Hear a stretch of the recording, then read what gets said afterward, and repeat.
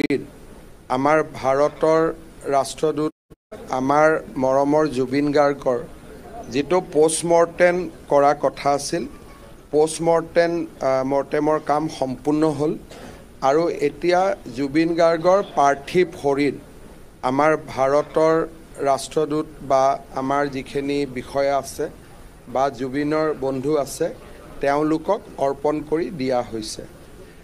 ইয়াৰ next ষ্টেপটো হ'ল তেখেতক আমি পাৰ্থিৱ শৰীৰক আমি দিল্লীলৈকে লৈ আহিম আৰু দিল্লীৰ পৰা এখন বিশেষ বিমান যোগে আমি তেখেতক গুৱাহাটীলৈকে লৈ আহিম। গুৱাহাটীত অহাৰ সময়টো আমি আপোনালোকক জনাম। গুৱাহাটীত আহিলে প্ৰথম পাৰ্থিৱ শৰীৰ জুবিনৰ ঘৰলৈকে আহিব।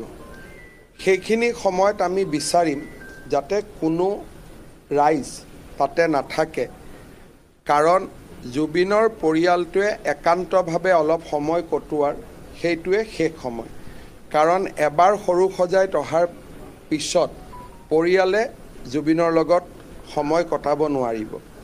গতিকে জুবিনৰ পৰিয়ালে আমাৰ পৰা বিচাৰিছে যে জুবিনৰ পাৰ্থিৱ শৰীৰ জুবিনৰ ঘৰলৈকে আহক আৰু জুবিনৰ 85 বছৰীয়া পিতৃ বা আন পৰিয়ালৰ খুব যিখিনি পৰিয়ালৰ লোক তেওঁলোকে যাতে অলপ নিবিড় মুহূৰ্ত তাতে কটাব পাৰে। তাতে 1 ঘণ্টা সময় থাকিব আৰু সেইখিনি সময়ত আমাক বেয়া পাব নালাগে। আৰক্ষীয়ে আমি কৈছোঁ যাতে জুবিনৰ পৰিয়ালে জুবিনৰ লগত অন্তৰংগ সময় অলপ কটোৱাৰ পৰিৱেশ এটা যাতে সৃষ্টি কৰি দিয়ে। তাৰ পিছত আমি সৰু সজাইলৈকে তেখেতক লৈ আহিম আৰু আমাৰ ইণ্ডোৰ ষ্টেডিয়ামৰ সন্মুখৰ যিখিনি জাগা আছে তাতে আমি জুবিনৰ পাৰ্থিৱ শৰীৰ ৰাখিম। যদি বহুত বেছি বৰষুণ আদি হয় তেতিয়ালে কণ্টিজেন্সি হিচাপে এই জায়গাটো আমি ৰাখি থৈ দিম, কিন্তু এইটো বিকল্প।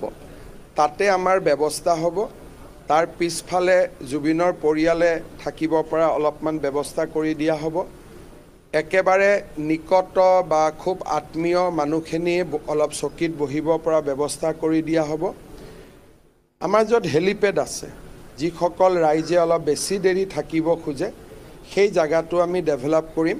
আমাৰ ইয়াৰ যিখিনি মাল্যৰ্পণ আদি হৈ থাকিব তাতে আমি চায়ো থাকিব পাৰিম আৰু গুৱাহাটীত বাকী যিমান আমাৰ ভিজুৱেল প্লেটফৰ্ম আছে তাতো আমি গোটেই আমাৰ ইয়াত শ্ৰদ্ধাঞ্জলি অনুষ্ঠানটো আমি পোনপটীয়াকৈ দেখুৱাই থাকিম।